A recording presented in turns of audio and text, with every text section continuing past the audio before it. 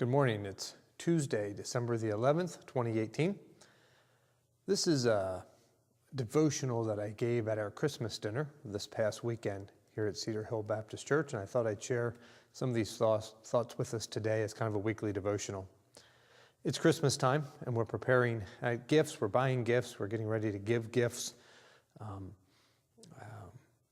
James chapter 1 and verse number 17 tells us every good gift and every perfect gift comes from above.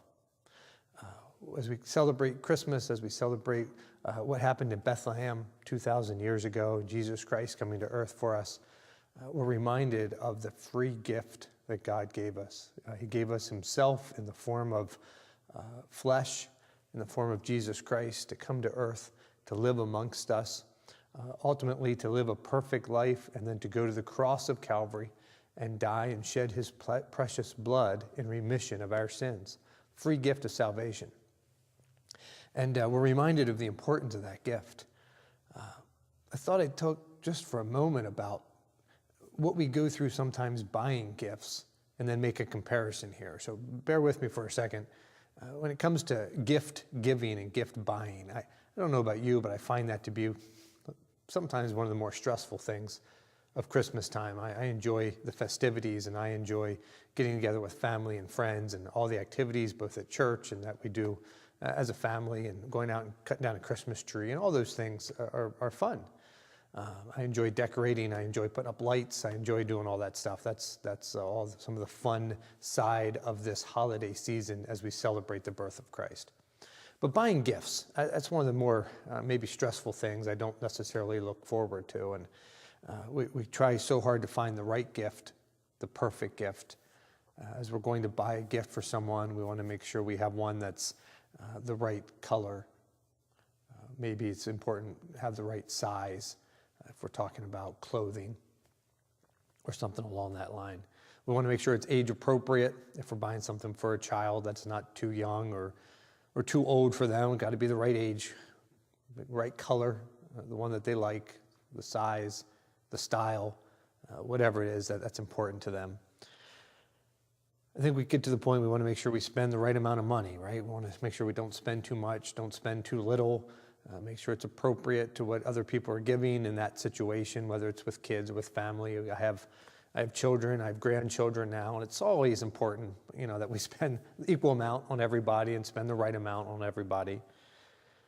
Once we buy the gift, there's a presentation to the gift. We have to wrap it,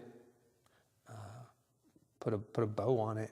Maybe because of the convenience of it, we buy a gift bag, put it in a gift bag with tissue paper, or figure out how to present the gift, make sure it's presented appropriately for the situation, and it doesn't look like, I had the help of a 2-year-old trying to wrap it, but it's wrapped nice and wrapped it with some thought goes into the wrapping paper and so forth. Because of all that stress, I think, self-induced stress that we put on it about buying the gift and getting the right gift and getting the right size gift, we've developed some things in our culture that have led to us just doing things like white elephant gifts, gag gifts.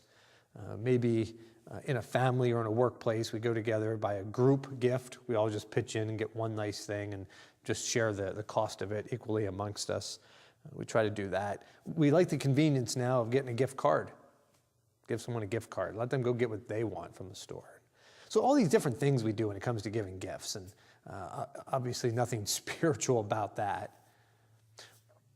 But the Bible tells us in James 1:17 that every good gift and every perfect gift comes from above, and God gave a perfect gift. God, of all of his attributes and of all of the things we can talk about God, just kind of a side note here at this Christmas time, God's the ultimate gift giver. God was able to give a personal, practical gift that met everyone's greatest need.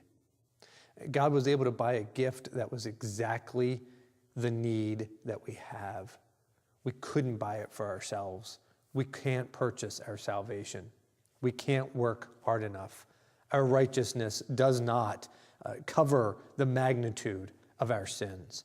And so we can't work hard enough, be good enough, give enough time, give enough money, do enough good things. We cannot overcompensate for our sin.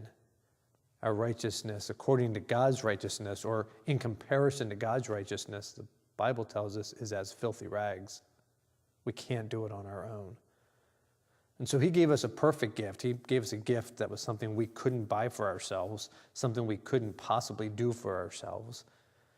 He gave a very personal gift, and that is he gave his only Son, Jesus Christ, to come for us. He paid the ultimate price by shedding his precious blood on Calvary in remission of our sins. He gave everything for us. Even as I was talking about there, the presentation of the gift, what a unique presentation we have as we come to Christmas time. When we see a manger, we think of Christmas. What an unusual thing. We see a barnyard. We celebrate the nativity scene and that picture of the coming of Jesus Christ with a barn and animals and shepherds. We don't do that for any other child that's ever been born. How unique. We talk about how disenfranchised Mary and Joseph were as they get to Bethlehem and they cannot find an inn and they get stuck back in the stable. And yet it said a unique picture for us, a very unique presentation. That at Christmas time, whether it's on the front of a Christmas card or whether it's something we decorate with or something we put out in our yard, we can put up a man, a woman, an animal, trough for food, we call a manger. We put a shepherd out there and everybody knows who we're talking about. Because the perfect gift was presented in such a unique way. On the wall behind me is a cross. The cross was a picture of death, of disgrace. It was for the convicts and prisoners. And yet here in this pretty sanctuary that we have, there's a cross on the wall. Why? Well, because when we see a cross now, it's a picture. It's a picture of the price that was paid by Jesus Christ. We see a cross, we think of God. We see a cross, we think of Jesus Christ and the price that he paid.